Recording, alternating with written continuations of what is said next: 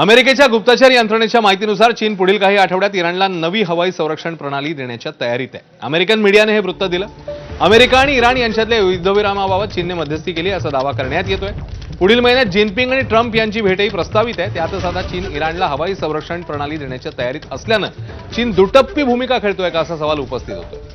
चीन ही शस्त्रास्त्र सामग्री थेट इराणला न देता तिसऱ्या देशाच्या माध्यमातून देण्याचा प्रयत्न करत असल्याचा संशय आहे। ही प्रणाली मॅनपॅड्स नावाने ओळखली जाते। खांद्यावरून डागता येतील अशी ही क्षेपणास्त्र यात वापरली जातात।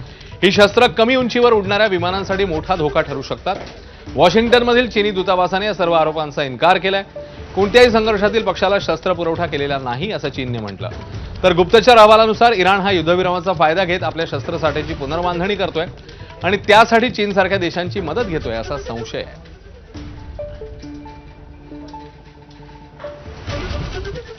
या सगळ्या घडामोडींच्या पार्श्वभूमीवर एक मोठी अपडेट येते। पाकिस्तानात चर्चेसाठी दाखल झालेल्या इराणी पथकाने मोठा संदेश जारी केलाय।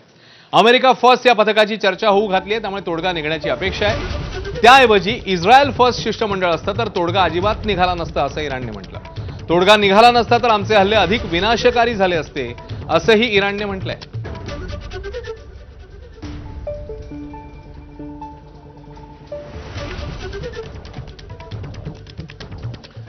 दरम्यान गेल्या 24 तासात या सगळ्या संदर्भात नेमकं काय काय घडलेलं आहे, कोणकोणते महत्त्वाचे टप्पे आहेत जाणून घेऊया। अमेरिका इराणचं शिष्टमंडळ इस्लामाबादमध्ये आलं।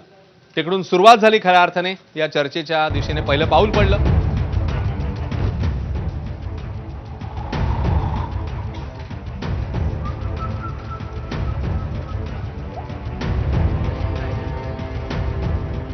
अमेरिका इराणच्या शिष्टमंडळाची मग शहबाज शरीफ यांच्याशी वेगवेगळी भेट झाली। त्यामुळे दोन्ही नेत्यांतली शिष्टमंडळ जे आहेत ते वेगवेगळ्या वेळी शहबाज शरीफ यांना भेटलेले होते। त्याचीही दृश्य आपण बघताय बाजूला।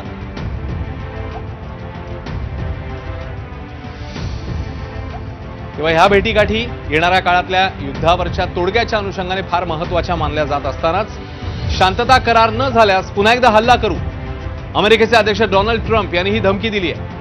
तर इराणने खेळी करण्याचा प्रयत्न करू नये उपराष्ट्राध्यक्ष वान्स यांनी हा इशारा दिलाय आणि अमेरिकेसमोर इराणने मग 5 मोठ्या अटी ठेवलेल्या आहेत।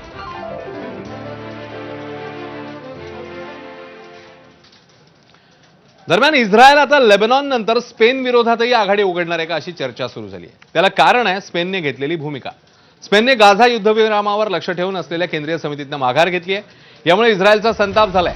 स्पेनची भूमिका म्हणजे इस्रायली सैनिकांचा अपमान असल्याचं सांगत स्पेनच्या भूमिकेकडे आम्ही दुर्लक्ष करणार नसून वेळ येईल तेव्हा प्रत्युत्तर देऊ असा इशाराही देण्यात आलाय। याआधी स्पेनने ट्रम्प यांनी सांगितल्यानंतरही हॉर्मुझच्या खाडीत आपलं सैन्य पाठवण्यास नकार दिला होता। तेव्हा ट्रम्प यांनी उघडपणे स्पेन विरोधात आपली नाराजी व्यक्त केलेली होती।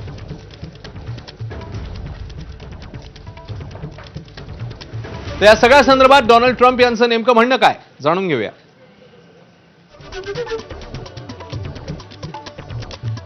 फेक न्यूज मीडियाने आपली पूर्ण विश्वासार्हता गमावलेली आहे असं ट्रम्प म्हणतात। खरं तर सुरुवातीपासूनच त्यांच्याकडे फारशी विश्वासार्हता नव्हती असंही ट्रम्प यांचं म्हणणं आहे। त्यांना असं सांगायला आवडतं की इराण जिंकतंय, पण प्रत्यक्षात सर्वांना माहिती आहे की ते हरत आहेत आणि खूपच वाईट प्रकारे हरत आहेत।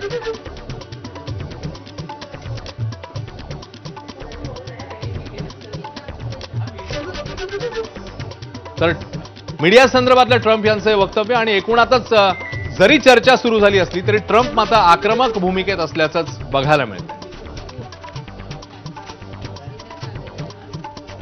आणि आता